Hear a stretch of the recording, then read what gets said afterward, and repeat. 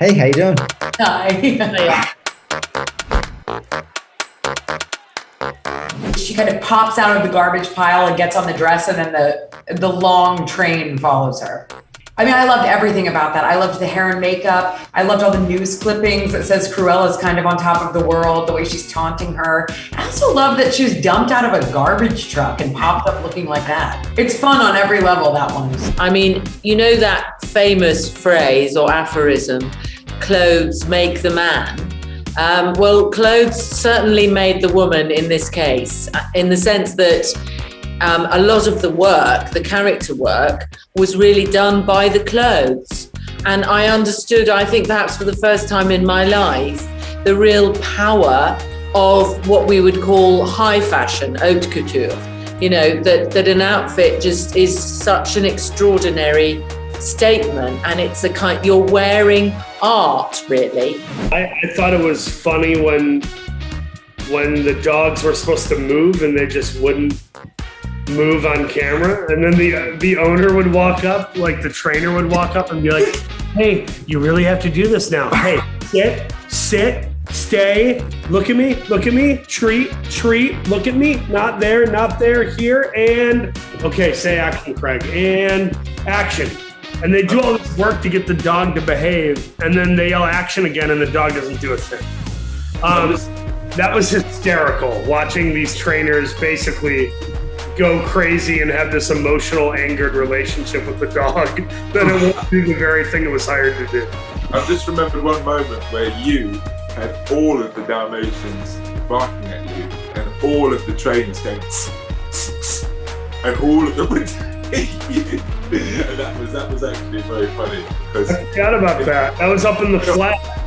You know what? It's like Jenny Bevan and I worked on that extensively, and it was sort of oddly, I guess that one of the hardest things about the film, because trying to design a fashion line for Cruella that felt authentic is difficult, and to do something that felt like of the time but also present and didn't take the audience members out of the film, because if it wasn't good, I think we'd lose our audience. So we put so much time into that. I had probably close to 1,000 images that I went through, and I was constantly sending stuff to Jenny. I'd be like, you know, at different stores in London, taking photos on the weekend and sending us stuff. And we're just constantly chatting about it and trying to figure out what this like deconstructed version was. So it was one of the things we spent the most time on.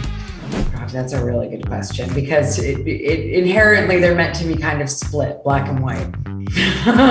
You stumped me. No, I mean I do think that because Estella is essentially oppressing those elements of Cruella, I think those are all in there and tend to bubble up and pop out under the guise of sort of cons. I think that Estella gets to act in a way when she's a con artist, and then she ultimately is acting as Cruella when she first meets the Baroness, but at the black and white ball, when she's playing Cruella, and then she allows herself to really become it. So I do think they actually share a great deal, because it's deep down and very suppressed within Estella. I think it's probably a bit of both, because obviously they have a history. But I also think that one of the things that drew me to this film, one of the things that I love most, is that every single one of the women in this movie is driven by their goals, is driven by a sense of ambition. And I think what you see in Anita and Cruella's relationship is two women, and also obviously what the Baroness has in sort of maybe in a more slightly dangerous way, is people who are driven by their ambitions and people who are very goal oriented. And I think that's where Anita and Cruella cross over, is they both kind of need something from each other. Anita sees how this can help her career, and likewise with Cruella having that exposure. So I think that's the kind of common, the binder here is ambition. I think, honestly, for me, probably the Baroness, because I love the drama. I mean, her outfits are absolutely outlandish. Out of this world, you've never seen anything like it. Yeah, I think these three characters really care about each other, and you know, we're also stronger and better together than separate. Yes, there is plans. I'm curious about the next chapter too. So, what's your story? 감히 날 건드려? 5월 I found my new signature piece. How do you like it? 미치도록 강렬한 I'll take it from here. 그녀가 온다.